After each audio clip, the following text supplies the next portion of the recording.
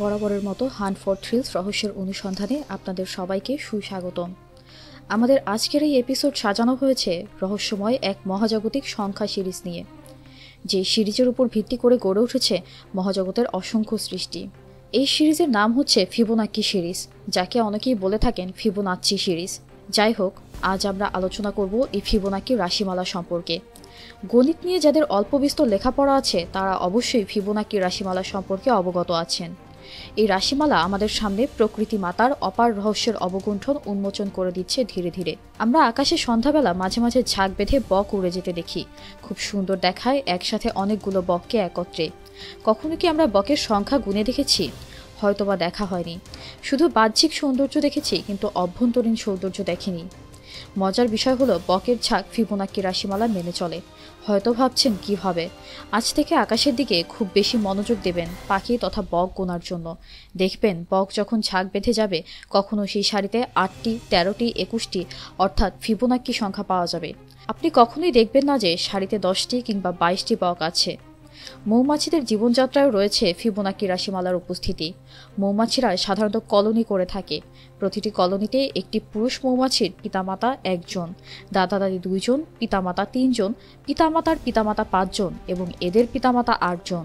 এভাবে ক্রমেই মৌমাছির বংশতালিকায় ফিবোনাক্কি রাশিমালার সংখ্যা খোঁজ পাওয়া যায়।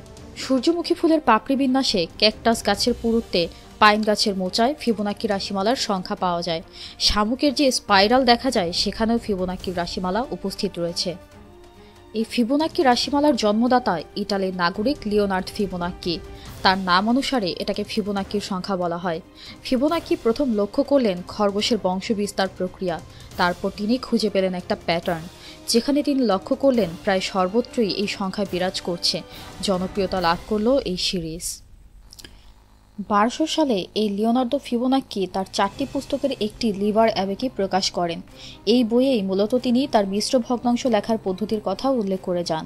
তার বিখ্যাত খরগোশ সমস্যা ও তার সমাধান তিনি এই বইটিতে প্রকাশ করেছিলেন। এই বইয়ে তিনি দেখিয়েছেন খরগোশের বংশবিস্তারেও রয়েছে ফিবোনাক্কি সিরিজ মেনে চলার ব্যাপারটি। চলুন একটি ডায়াগ্রামের সাহায্যে ব্যাপারটি পরিষ্কার করে জেনে নেই। ধরা যাক, প্রথম মাসে রয়েছে একজোড়া বাচ্চা প্রজননে অক্ষম খরগোশ। দ্বিতীয় মাসে এসে এই খরগোশ জোড়া প্রজননে সক্ষম হলো এবং তৃতীয় মাসে তারা জন্ম দিল একজোড়া নতুন খরগোশ, আর তারা নিজেরা রয়ে গেল। অর্থাৎ তৃতীয় মাসে মোট খরগোশের সংখ্যা হলো 2 জোড়া। চতুর্থ মাসে মাতা পিতা খরগোশ জন্ম দিল আরেক জোড়া নতুন খরগোশের এবং তারা নিজেরা রইল। আর তৃতীয় মাসে জন্ম নেওয়া শিশু খরগোশ দুটি বর্তমানে হয়ে উঠল প্রজনন সক্ষম। অর্থাৎ চতুর্থ মাসে মোট খরগোশের সংখ্যা হলো 3 জোড়া। পঞ্চম মাসে মাতা পিতা খরগোশ জন্ম দিল একজোড়া নতুন খরগোশ এবং তারা রয়ে গেল। চতুর্থ মাসে প্রজনন সক্ষম হওয়া খরগোশ জোড়া পঞ্চম মাসে এসে জন্ম দিল একজোড়া নতুন খরগোশ এবং তারা রয়ে গেল। আর চতুর্থ মাসে জন্ম নেওয়া খরগোশগুলো পঞ্চম মাসে এসে প্রজনন সক্ষম হলো। অর্থাৎ পঞ্চম মাসে মোট খরগোশের সংখ্যা হলো 5 জোড়া।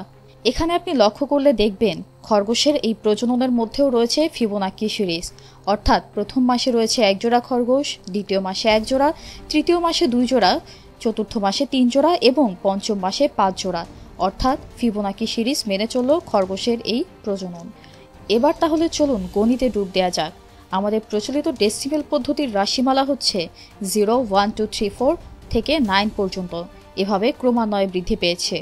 মৌলিক রাশিমালা হচ্ছে 1, 3, 5, 7, 11, 13, 17 and 19 প্রভৃতি।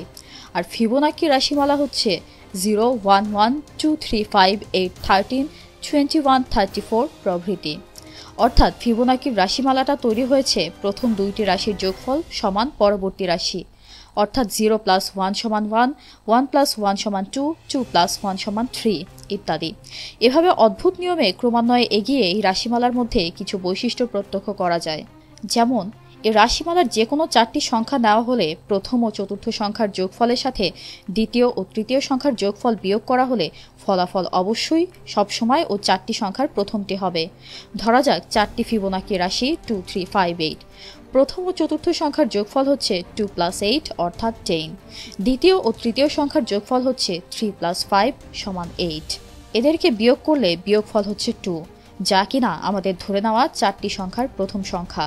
আজ তবে এ পর্যন্তই। খুব শীঘ্রই নতুন কোনো রহস্য নিয়ে হাজির থাকবো আপনাদের কাছে। তাই আমাদের চ্যানেলটির সাথেই থাকুন, সাবস্ক্রাইবের মাধ্যমে আমাদের সাথে যুক্ত থাকুন, লাইক ও কমেন্টের মাধ্যমে আপনাদের মূল্যবান মতামত আমাদের জানান। ধন্যবাদ।